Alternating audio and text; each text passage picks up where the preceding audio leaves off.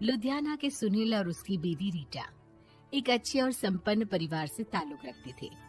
एक दिन रीटा की भाभी उसके घर आती है। रीटा, तुझे तो पता है तेरा भाई कुछ नहीं करता, ऊपर से 2 बच्चों की जिम्मेदारी, बेटी भी बड़ी हो गई है। तू तो बुआ है, कुछ मदद कर सकती है तो कर देना। कहाँ पैसे हैं भाभी, बस समझ लो किसी तरह हम लोग भी दिन काट रहे हैं। 2 ही तो कार है और मेरी बेटी भी बड़ी हो रही है। अब उसके लिए कार लेनी है तो 10 लाख का खर्चा तो लग ही जाएगा। तभी वहाँ सुनील आ जाता है। अरे शशि, क्या है, तू हमेशा पैसों के लिए परेशान क्यों रहती है? वैसे क्या जरूरत थी बेटी की शादी इतने बड़े घर में तय करने की? अरे पैसे नहीं थे तो ऐसे ही कर दी थी कहीं शादी। इतने बड़े होटल में क्यों कर रही है शादी? लेकिन यहाँ तो मामला शादी का है, डेट तय है। दरअसल तेरे भतीजे के पीएफ के पैसे आने हैं, पर उसमें देर हो रही है। जैसे ही पैसे आ जाएंगे मैं तेरे अकाउंट में डलवा दूंगी। ठीक है, हम लोग सोचकर बताएंगे। तभी वहाँ भतीजा आ जाता है। फूफा जी, आप लोग ही मदद कर सकते हैं, वरना तो कैसे काम होगा समझ में ही नहीं आ रहा। मैं वादा करता हूँ जैसे ही पैसे आ जाएंगे मैं आप लोगों को वापस कर दूंगा। हाँ भाई, ठीक है। अब देख भाई, हमारे लड़के तो सारा दिन घर पर पड़े रहते हैं, ना कमाते हैं ना कुछ कमाने की इच्छा रखते हैं। लेकिन चल, ये ले, कितने पैसे चाहिए? जी 4 लाख रुपए। ठीक है, लेकिन पैसे ध्यान से वक्त पर वापस लौटा देना। सुनील मुसीबत के वक्त बीवी के भतीजे की मदद तो कर देता है, लेकिन उन लोगों के जाने के बाद देख ले रीटा, तेरे मायके वालों ने मांगा तो दे दिया, वरना इन लोगों का मुझे कोई भरोसा नहीं है। अरे क्यों भरोसा नहीं है? इससे पहले तो कभी इन लोगों ने आपसे मदद भी नहीं ली। हाँ, ली तो नहीं, लेकिन पैसे की किल्लत ही रहती है ना इन लोगों के पास। अरे ठीक है ना, नहीं लौटा पाए तो भतीजे के ससुराल से निकाल देंगे।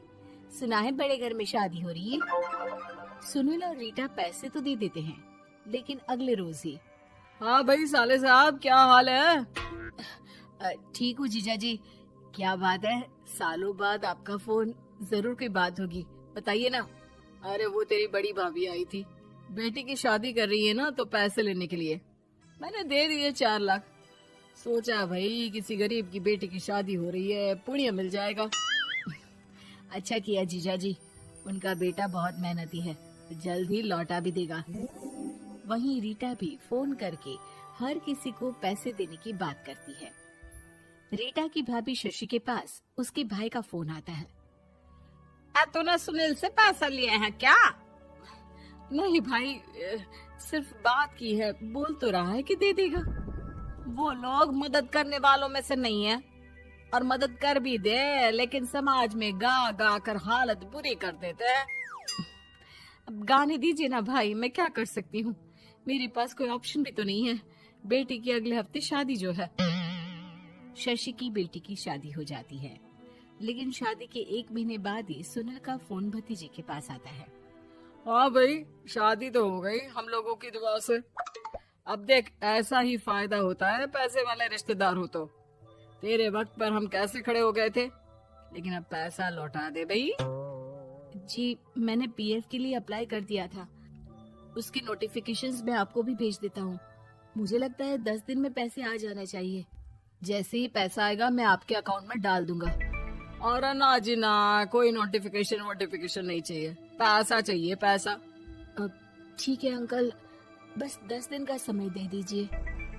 अभी हफ्ता भी पूरा नहीं होता कि भतीजे के पास उसके गांव के दूर के चाचा का फोन आता है।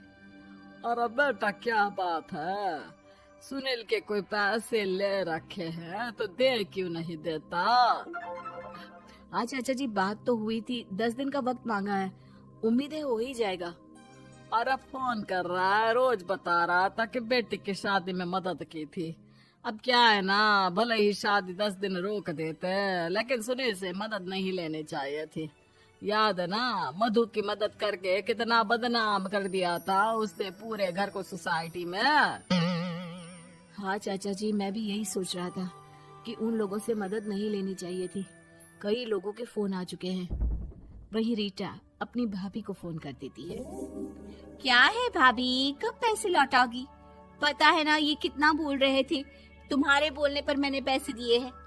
भाभी अब तो आपके बेटे की कार बेच दो और हम लोगों के पैसे दे दो। अरे लेकिन रीटा, बात तो 3 महीने की हुई थी ना, अभी तो 2 महीने भी नहीं हुए पैसा लिए, थोड़ा तो सब्र करो। नहीं नहीं भाभी, वैसे मेरा बेटा टिक्कू आ रहा है आप लोगों के घर रहने के लिए, उसको अच्छे से खिलाना पिलाना, समझी? भाभी को समझ में नहीं आता कि वो क्या करे। वो बेटे से बात करती है। अरे माँ, इन लोगों से मदद लेकर सच में बहुत बड़ी गलती कर दी। मुझे खुद समझ में नहीं आता कि कैसे इन लोगों के पैसे जल्द से जल्द दे दूं। तभी डोरबेल बजती है और रीटा का बेटा टिक्कू घर में आता है। आओ बेटा, मामी के घर पहली बार आए हो रहने। आप पापा बोल रहे थे कि आप लोग पैसे का ब्याज तो दे नहीं पाओगे, तो तब तक मैं यहीं रह लूं। और हाँ, मैं एसी के बिना नहीं सो पाता। आप लोग अपना देख लेना और पैसे जल्दी लौटा देना, क्योंकि मैं थोड़ा जल्दी जाना चाहता हूँ। रीटा का फोन शशि के पास आता है। भाभी, पैसे कब तक दोगे? बेटे की विदाई के बाद शशि के घर का माहौल बिल्कुल बदल जाता है। वो हर वक्त बेटे से उसके पीएफ के पैसे पूछती, और पीएफ यानी कि सरकारी काम आजकल में पूरा 1 महीना और बीत जाता है। भाभी, मैं और ये अमेरिका जा रहे हैं, घूमने के लिए पैसों की बहुत जरूरत है। रीटा, मैं पूरी कोशिश कर रही हूँ कि जल्द से जल्द पैसे का इंतजाम कर दूं, लेकिन पक्का नहीं बोल सकती। तभी सुनील का फोन भतीजे के पास आता है। देख माना 3 महीने की बात हुई थी पैसे लौटाने के लिए, लेकिन अभी मुझे पैसों की काफी जरूरत है। मैं अमेरिका जा रहा हूँ, तो पैसे मैंने किसी से ब्याज में पकड़ लिए हैं। तू हर महीने 4 लाख का 20,000 ब्याज डाल देना मेरे अकाउंट में। सुनील फोन रख देता है, लेकिन भतीजा काफी परेशान हो जाता है। वो ऑफिस से शाम को घर आता है कि माँ पूछती है, क्या हुआ बेटा? बेटा माँ को सारी बात बता देता है। माँ भगवान के सामने हाथ जोड़कर खड़ी हो जाती है और रोने लगती है कि तभी बेटे का मोबाइल पर मैसेज बजता है। माँ, पीएफ के पैसे आ गए। और वो ऑनलाइन ही सुनील के पैसे वापस कर देता है। भला हो भगवान का। लेकिन आज एक बात तो समझ में आ गई, मदद हमेशा उन लोगों से लो जो मदद के बदले आपसे मदद में